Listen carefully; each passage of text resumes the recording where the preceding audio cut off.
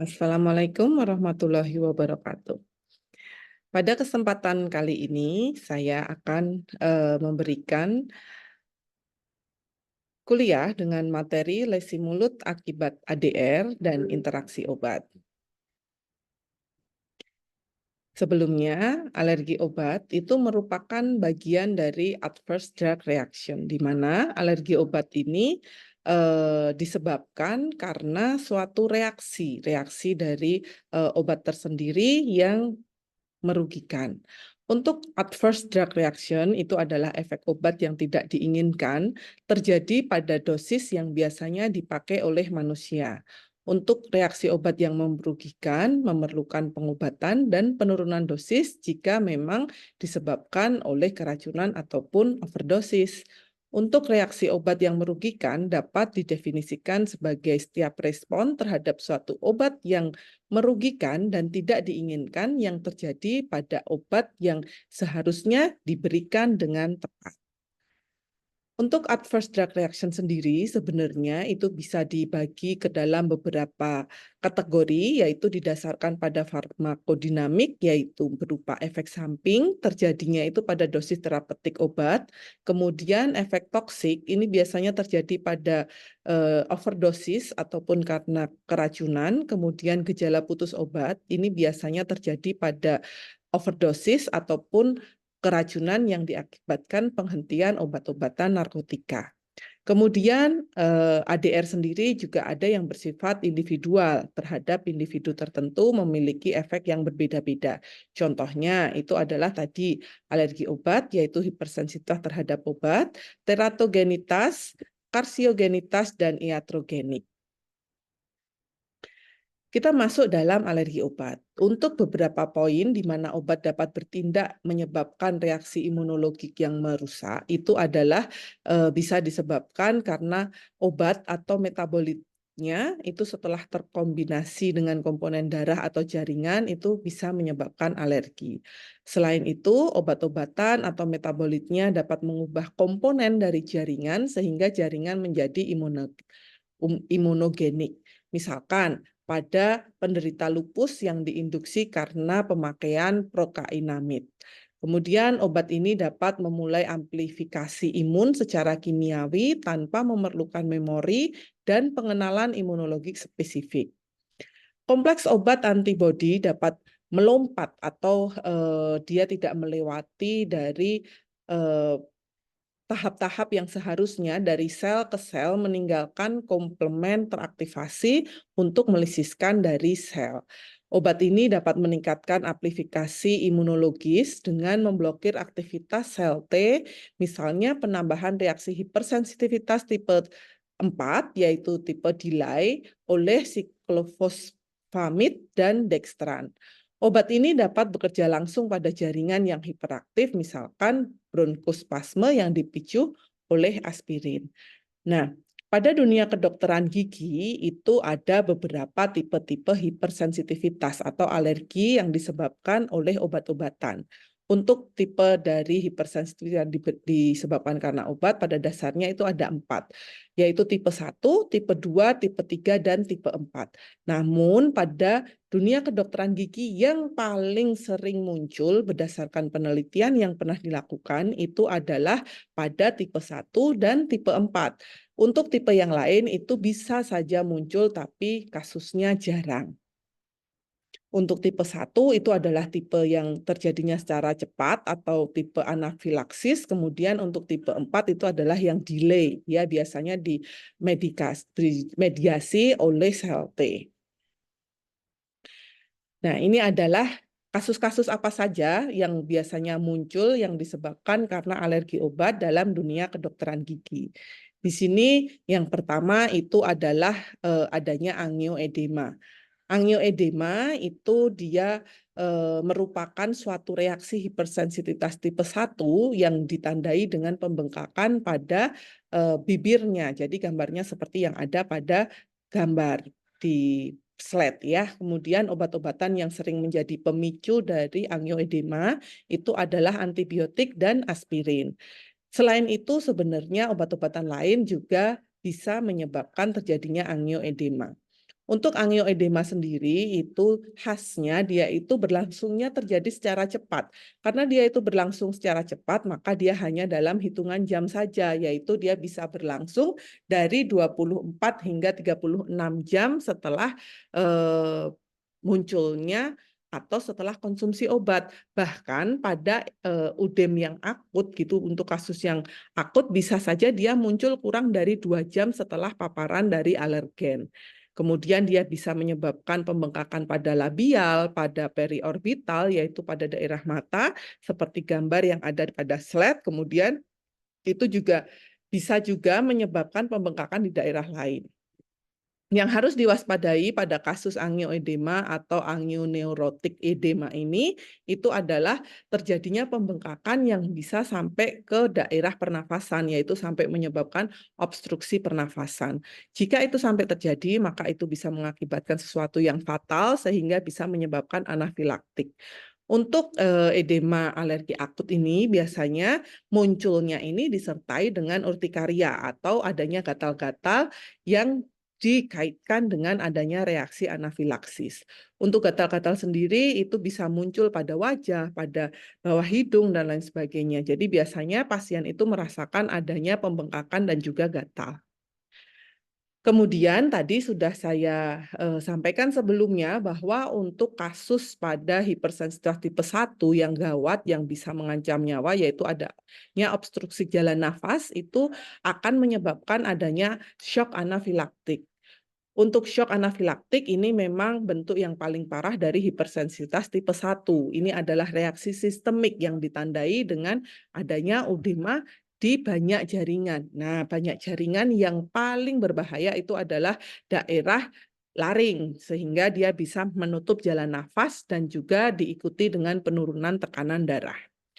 Untuk reaksi ini itu sebenarnya penyebabnya itu adalah awal mulanya karena adanya degranulasi sel emas yang meluas karena adanya antigen secara sistemik. Kemudian dia akan diperantarai oleh IgE karena adanya alergen tadi, kemudian antibodi kita terbentuk yaitu IgE, kemudian dia akan melepaskan histamin, di mana histamin ini dia bisa menyebabkan permeabilitas jaringan, terutama itu adalah untuk menyebabkan udema. Untuk mediator kimia yang menyebabkan kontraksi otot polos, saluran pernafasan, dan usus, serta meningkatkan permeabilitas dari pembuluh darah. Nah, obat-obatan yang memunculkan anafilaksik shock itu adalah paling sering pada dunia kedokteran gigi itu adalah anestesi lokal dan juga penggunaan antibiotik. Nah, kemudian ini adalah bagaimana proses shock anafilaktik itu terjadi. Pertama, dia ditangkap berupa alergen yang akan ditangkap oleh APC, kemudian APC ini adalah antigen presenting cell, di mana dia akan dipresentasikan kepada TH2 sel, kemudian TH2 sel ini akan menyebabkan rekrutmen dari eosinofil sehingga nanti akan mengaktifasi dari rilisnya granul-granul. Nah, granul-granul inilah yang nanti dia akan menyebabkan adanya udema, kemudian ada infiltrasi dari epitel, adanya leukosit, dan lain sebagainya untuk berperan dalam proses adanya pembengkakan itu tadi. Ini kemudian ada kasus selanjutnya selain edema, angioedema, itu juga ada yang namanya erythema multiforme, kemudian Stevens-Johnson syndrome, dan toxic epidermal necrolysis. Untuk erythema multiforme, Stevens-Johnson syndrome, dan toxic epidermal necrolysis, ini merupakan hipersensitivitas tipe kombinasi, di mana dia kombinasi dari tipe 3 dan juga tipe 4. Untuk tipe 4 tadi yang delay, sedangkan yang tipe 3 ini adalah yang melibatkan kompleks imun. Untuk erythema multiforme sendiri, ini adalah suatu keadaan yang akut, kemudian dia inflamasi pada mukokutan, pada kulit, dan juga pada oral mukosa. Ini biasanya disebabkan karena adanya obat-obatan yang biasanya memicu adalah antibiotik golongan sulfonamid, kemudian penisilin, penggunaan antikonvulsan, antineoplastik agen itu juga bisa menyebabkan munculnya eritema multiform. Untuk gambarannya sendiri seperti yang ada pada gambar, itu adanya lesi-lesi yang mudah sekali berdarah sehingga lama-kelamaan setelah terjadi perdarahan akan mengering dan membentuk suatu krusta yang berwarna coklat kehitaman seperti yang ada pada gambar. Kemudian selain itu untuk gambaran khas yang lain itu pada lesi di oral, di ekstraoral itu adanya lesi target di mana dia menyerupai dari target panah seperti ya bulat kemudian ada target di tengahnya. Nah, ini adalah lesi khas yang muncul pada adanya eritema multiforme. Ini adalah mekanisme terjadinya patofisiologis dari eritema multiform. Ini yang dicontohkan di sini itu bisa disebabkan karena adanya infeksi herpes virus, kemudian yang memicu terjadinya hipersensitivitas atau adanya dipicu oleh adanya penggunaan obat-obatan seperti obat-obatan NSAID, non-steroid anti-inflammatory drug, kemudian seperti sodium diklofenak, misalkan seperti itu ya, kemudian antibiotik, kemudian penggunaan topikal imiquimod, kemudian ini bisa juga mengaktifasi dari nekrosis tumor faktor alfa dan inflamatori sitokin atau sitokin inflamatori, di mana dia akan menyebabkan infiltrasi limfosit ke dermal gitu ya, kemudian akan dilanjutkan menyebabkan adanya inflamasi epidermal lesi. Di sini tadi ya khasnya bisa terlihat di sini itu adanya daerah yang eritematus berwarna merah, kemudian munculnya papul-papul, kemudian adanya target sel-sel target dan juga adanya lesi-lesi yang pruritik. Selanjutnya Stevens-Johnson syndrome. Untuk Stevens-Johnson syndrome ini dia lebih luas gitu ya daripada eritema multiform. Untuk Stevens-Johnson syndrome ini dia bisa dikategorikan sebagai reaksi alergi yang darurat ditandai dengan ruam dan lepuhan di kulit. Bahkan bisa sampai ke lapisan bola mata, rongga mulut dan juga di tempat lainnya. Untuk Stevens-Johnson syndrome, obat-obatan yang paling sering menyebabkan itu adalah golongan NSAID juga, sulfonamid, antifungal, kemudian antikonvulsan, ada juga penggunaan HAART, di mana HAART ini biasanya digunakan pada pasien-pasien dengan HIV/AIDS. Kemudian proses apoptosis keratosit itu dipicu oleh adanya HLA akibat presentasi atau pengenalan antigen terhadap reseptor sel T spesifik pada sel T sitotoksit CD8. Setelah proses pengenalan ini, sel T sitotoksik menghasilkan sitokin ataupun kemokin yang dia berperan dalam proses inflamasi. Berbagai protein sitotoksik menginduksi adanya apoptosis pada keratinosit sehingga menyebabkan adanya gambaran atau adanya manifestasi berupa lepuhan-lepuhan di kulit. Ini adalah klasifikasi kapan dia diklasifikasikan sebagai SJS Stevens-Johnson syndrome atau dia sudah masuk dalam toxic epidermal necrolysis. Jika dia masih kurang dari 10% luas permukaan tubuh, maka dia masih dikategorikan sebagai SJS. Ketika dia 10-30%, maka masuknya adalah SJS kombinasi 10. Jika dia sudah lebih dari 30% mengenai luas permukaan tubuh manusia, maka dia sudah didiagnosis sebagai toxic epidermal necrolysis. Ini adalah toxic epidermal necrolysis, bisa dilihat bahwa capaian luas permukaan yang melepuh itu lebih banyak di seluruh tubuhnya. Untuk penyebabnya sendiri itu sama sebenarnya dengan SJS gitu ya. Jadi tidak ada yang membedakan dengan toxic epidermal necrolysis dan SJS itu adalah dari luas penampang atau luas permukaan tubuh yang terkena. Kemudian untuk lesi selanjutnya itu ada alergi kontak stomatitis. Alergi kontak stomatitis sendiri merupakan gangguan yang disebabkan karena adanya reaksi imun berdasarkan adanya hipersensitivitas antara suatu antigen di mana ini melibatkan hipersensitivitas tipe 4, di mana kalau misalkan tipe 4 ini adalah delay, biasanya dia disebabkan karena adanya kontak.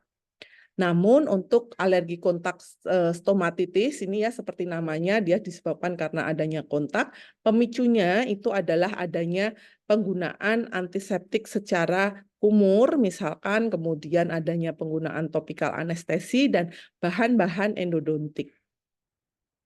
Untuk alergi kontak stomatitis ini akan berkembang atau akan muncul setelah adanya paparan berulang. Sehingga kalau misalkan baru pertama kali ya dia jarang sampai sampai memunculkan adanya reaksi alergi seperti ini.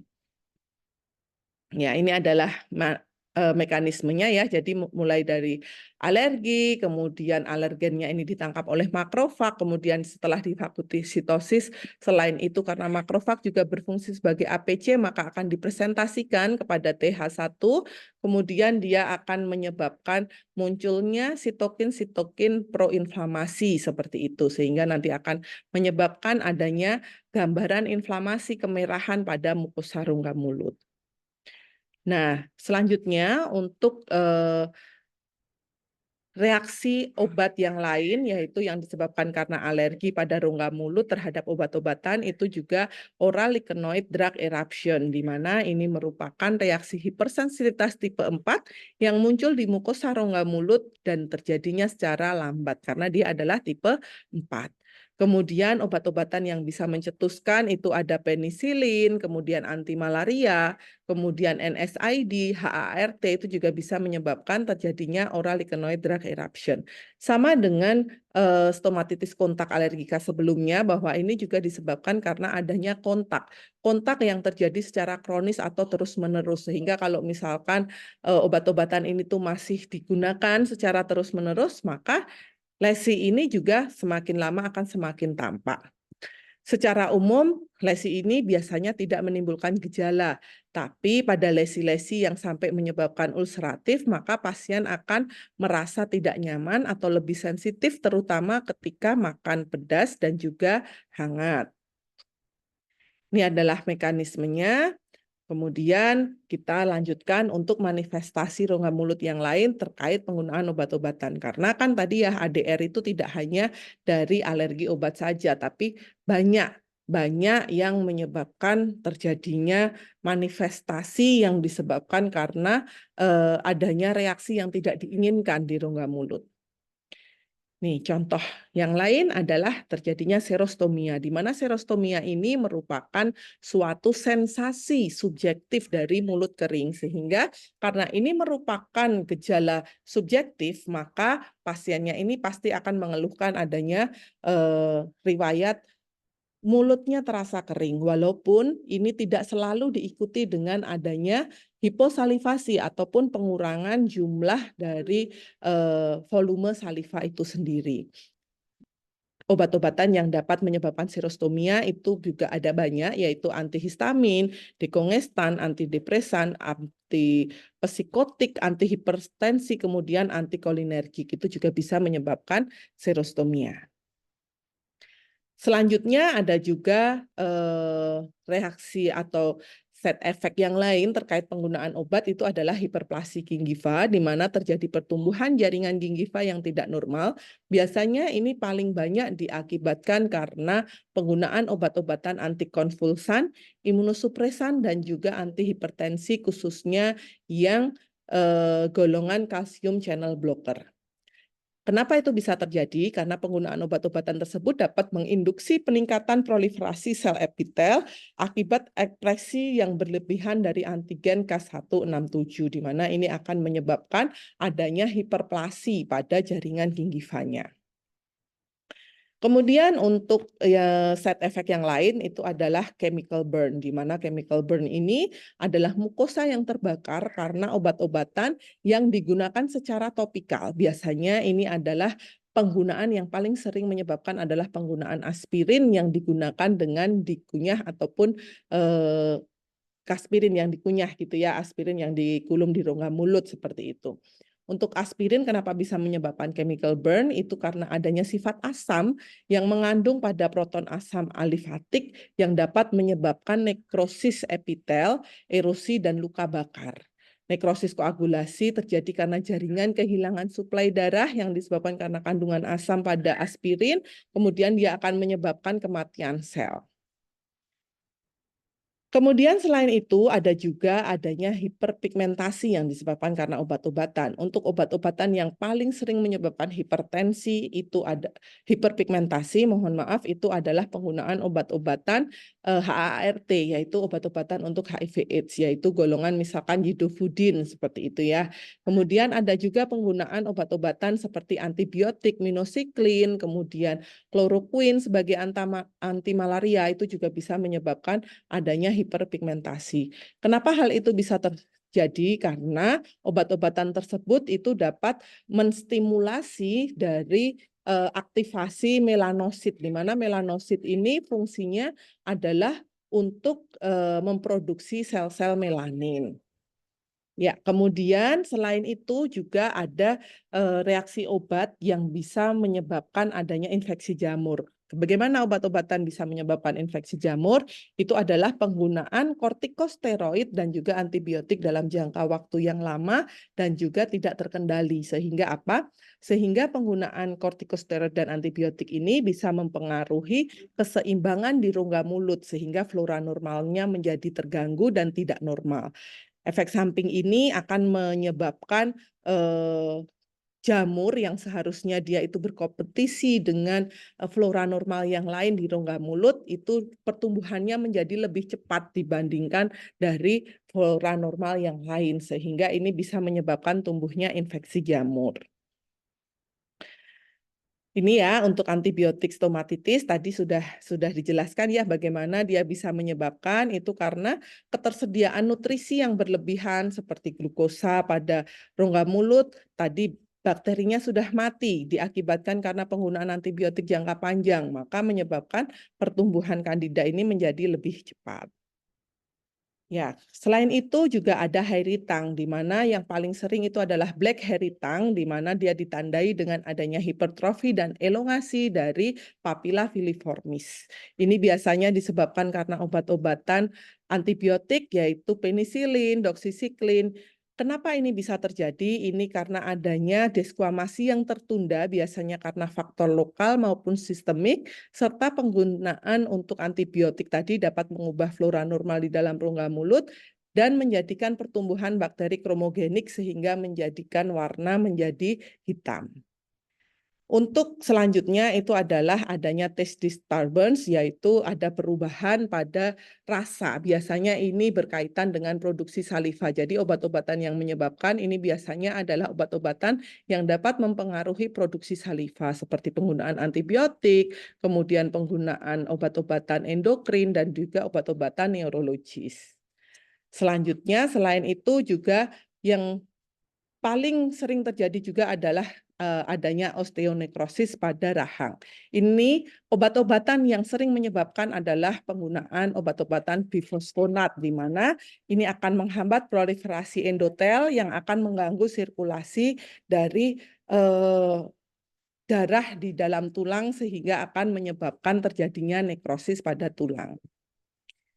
Ya, ini adalah beberapa referensi yang saya gunakan. Demikian, terima kasih. Semoga bermanfaat. Wassalamualaikum warahmatullahi wabarakatuh.